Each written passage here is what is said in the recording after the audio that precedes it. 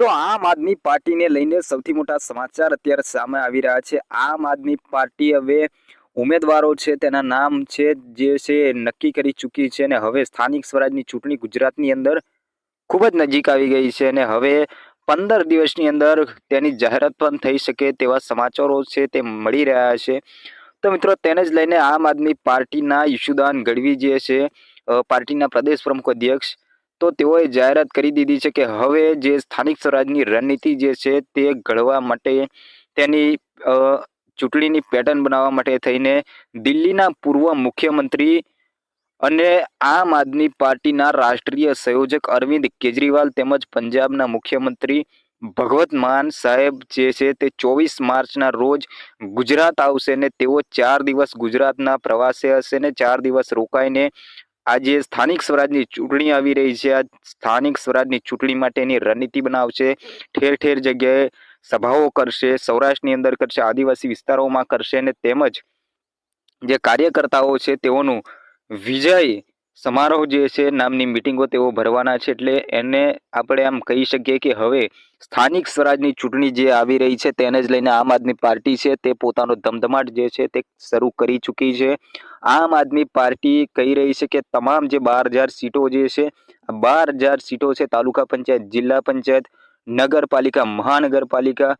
તો આ તમામ સીટો પર આમ આદમી પાર્ટી છે તે કોઈ પણ જાતનું ગઠબંધન કર્યા વગર એટલે કે કોંગ્રેસ સાથે તેઓ ગઠબંધન નહીં કરે તેવું પણ ઈશુદાન ગઢવીનું માનવું છે અને તેઓ હવે સ્વતંત્ર રીતે ચૂંટણી લડશે, પોતાના દમ પર ચૂંટણી લડવા માટે ઉતરશે અને પોતાના નવા ઉમેદવારો પોતે 12,000 જેટલા ઉમેદવારો છે તે આમ આદમી પાર્ટી જે છે તે મેદાનમાં ઉતારી રહી છે અને મેદાનની અંદર આવવા માટે યુવાનો પણ ખૂબ દમખમથી લડવા માટે તૈયાર થઈ ચૂક્યા છે અને હવે ટૂંક જ સમયની અંદર તેઓના નામો જે છે તે જાહેર થવા જઈ રહ્યા છે। એટલે કે ઉમેદવારોના નામો જાહેર થતાની સાથે જ ગુજરાતની અંદર એક ચૂંટણીનો જબરજસ્ત માહોલ જામવાનો છે તેવું આપણને લાગી રહ્યું છે। જો કે આમ આદમી પાર્ટી છે તેની પેટર્ન જ આ રીતે હોય છે કે આમ આદમી પાર્ટી જેટલી પણ ચૂંટણી આવતી હોય છે તેની અંદર દરેક જગ્યાએ આ જ રીતે પેટર્ન બનાવતી હોય છે કે પોતાના જે ઉમેદવારો છે તેનું નામ જે છે પહેલાથી ડિક્લેર કરી દેતી હોય છે અને ઉમેદવારો પોતપોતાના કામે પણ લાગી જતા હોય છે, પોતાના પ્રચાર પ્રસારનું કામ પણ શરૂ કરી દેતા હોય છે। તો મિત્રો એ જ રીતે આ સ્થાનિક સ્વરાજની ચૂંટણીની પેટર્ન બનાવવા માટે અને રણનીતિ ઘડવા માટે દિલ્હીના પૂર્વ મુખ્યમંત્રી અરવિંદ કેજરીવાલ અને પંજાબના મુખ્યમંત્રી ભગવત માન સાહેબ ગુજરાતની અંદર 24 માર્ચના રોજ પધારી રહ્યા છે અને તેઓ 4 દિવસ માટે ગુજરાતની અંદર રહેશે અને જુદા જુદા વિસ્તારોની અંદર મિટિંગો કરશે અને જનતાને પણ સંબોધન કરશે અને સાથે સાથે ત્યાંના સ્થાનિક કાર્યકર્તાઓ જે છે તેઓને મજબૂત કરવાનું પણ કામ કરશે અને સાથે સાથે સ્થાનિક સ્વરાજની જે ચૂંટણી આવી રહી છે તેમાં ખૂબ મજબૂતાઈથી લડવા માટે તેઓ એક ચોક્કસ પ્રકારની પેટર્ન બનાવવાના છે અને સાથે મળીને ગુજરાતની અંદર જે રીતે અત્યારે એક પેટા ચૂંટણી આવી રહી છે જે પેટા ચૂંટણી છે ઉમરેઠ બેઠક, ત્યાં ઉમરેઠ બેઠકની પણ પેટા ચૂંટણી છે તેની પણ તારીખો જે છે જાહેર કરી દેવામાં આવી છે કે ચૂંટણીની અંદર કયા ઉમેદવારને ઉતારવો અને કેવી રીતે ચૂંટણી લડવી તેની પણ આ બેઠકની અંદર વાતચીત કરવામાં આવશે। એટલે કે હવે આમ આદમી પાર્ટીના જે કાર્યકર્તાઓ છે પ્રદેશનું નેતૃત્વ જે છે તે અરવિંદ કેજરીવાલ ગુજરાત આવી રહ્યા છે તેની રાહ જોઈને બેસી રહ્યા છે કે અરવિંદ કેજરીવાલ આવે ને પછી ચૂંટણી જે છે તેનો ધમધમાટ જે છે એ શરૂ થઈ જવાનો છે કારણ કે અરવિંદ કેજરીવાલ અને પંજાબના મુખ્યમંત્રી ભગવત માન સાહેબ છે એ બંને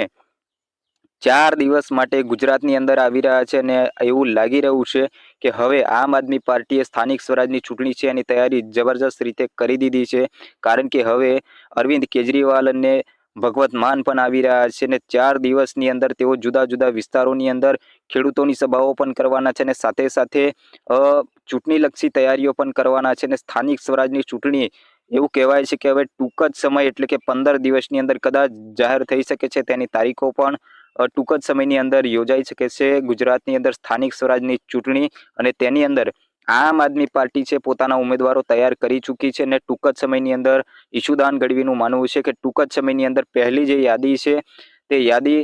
જાહેર કરી દેવામાં આવશે અને પછી બીજા ટૂંક જ દિવસની અંદર ફરી એકવાર બીજા નામોની યાદી પણ જાહેર કરી દેવામાં આવશે। એટલે કે ઉમેદવારો છે તેની પસંદગી થઈ ગઈ છે અને બીજી ચાલી પણ રહી છે એટલે કે હવે ઉમેદવારો પણ તૈયાર થઈ ચૂક્યા છે। હજારો ઉમેદવારો ઊભા કરવાના હતા તે પણ આમ આદમી પાર્ટી હવે કમ્પ્લીટ એનું કામ કરી ચૂકી છે, એટલે એનો સીધો મતલબ થઈ રહ્યો છે કે આમ આદમી પાર્ટી લડવા માટે તૈયાર થઈ ચૂકી છે। તો મિત્રો તમારું શું માનવું છે આમ આદમી પાર્ટીને લઈને, તો કોમેન્ટમાં ચોક્કસથી જણાવજો। વિડીયો સારો લાગ્યો હોય તો વિડીયોને લાઇક કરજો, ચેનલમાં નવા આવ્યા હોય તો ચેનલને સબસ્ક્રાઇબ કરી લેજો।